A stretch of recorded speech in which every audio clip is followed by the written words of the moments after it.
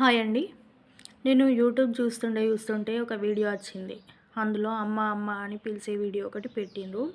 ఆ వీడియో పెట్టిన వాళ్ళు ఇలా పిలిపించుకునే భాగ్యం నాకుందా అని పెట్టిండ్రు. ఎందుకు ఉండదమ్మా? ఎవరికైనా పిలిపించుకునే భాగ్యం అనేది ఉంటుంది. ఒకవేళ మన రాతల లేకున్నా కూడా మన తెచ్చుకునే శక్తి మనకు ఉంటుంది. అది లేదు అని మనం ఎందుకు బాధపడాలి? తప్పకుండా మీకు తల్లి అయ్యే భాగ్యము, అమ్మ అని పిలిపించుకునే భాగ్యం ఉండాలని నేను ఆ దేవుణ్ణి మనస్ఫూర్తిగా కోరుకుంటున్నాను. ఈ వీడియో కనుక మీరు చూస్తే ధైర్యంగా ఉంటారని నేను చెప్తున్నాను. ఈ మధ్యకాలంలో అబార్షన్ అనేది కామన్ అయిపోయింది. ఎందుకంటే మనం తింటున్న తిండి, ఉంటున్న వాతావరణం అన్నీ కల్తీనే కాబట్టి మనం ఉంటున్న వాతావరణందే తప్పు, మనది కాదు. ఏ అబార్షన్ అయినా ఏదైనా జరిగింది అని అంటే మన మంచికే అని మనం అనుకోవాలి. మన మంచికే అనే విషయం మనకు కొద్ది రోజులలోనే ఖచ్చితంగా తెలుస్తుంది.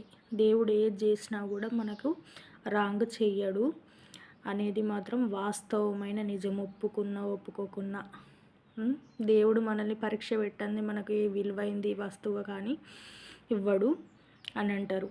అట్లాంటిది ఒక ప్రాణాన్ని మనకి ఎట్లా ఇస్తాడు? విలువైన ప్రాణాన్ని మనకు దాని విలువ తెలిసినప్పుడే మన చేతిలో పెడతాడు. మనం దాన్ని కాపాడుకోగలమని మనకు నమ్మకం వచ్చినప్పుడే దేవుడు మనకి ఇస్తాడు. ఎవ్వరే తప్పు చేసి కాదు, ఈ కాలమే అట్లున్నది. ఎవ్వరు గిల్టీగా ఫీల్ కావద్దు. అయితే తల్లిదండ్రులు మొత్తానికే పుట్టరు పిల్లలు అని చెప్పిన వాళ్ళకి ఎంతోమంది పిల్లలు ఉన్నారు కదమ్మా. వాళ్ళకు కూడా తల్లిదండ్రులను ఇచ్చిన వాళ్ళు అవుతారు. వాళ్ళకు కూడా అన్ని సుఖాలు ఇచ్చిన వాళ్ళు అవుతారు కదా. వాళ్ళని పెంచుకుంటే ఎంత బాగుంటుంది మీరే చెప్పండి. దేవునికి ఒక సమాధానం చెప్పినట్టుగా ఉంటాం కదా మనం.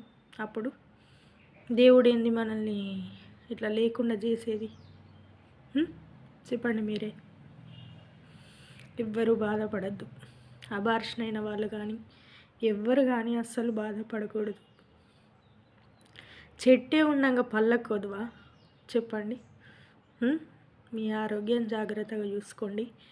అబార్షన్ అయిన వాళ్ళు కూడా 1 సంవత్సరం వరకు మళ్ళీ మంచి వార్తను వింటారు. మంచి పాపను మంచిగా కనాలి అని నా ఆలోచన. మీరు బాధపడద్దు. నాకు చెప్పాల్సినట్టు నేను చెప్పిన.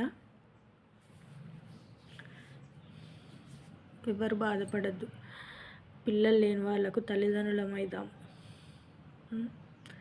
తల్లిదండ్రులు లేని వాళ్ళకు పిల్లలు ఉంటారు. తెచ్చుకుంటే దేవునికి ఒక సమాధానం మనం ఇవ్వచ్చు కదా. ఎందుకు మనం బాధపడాలి?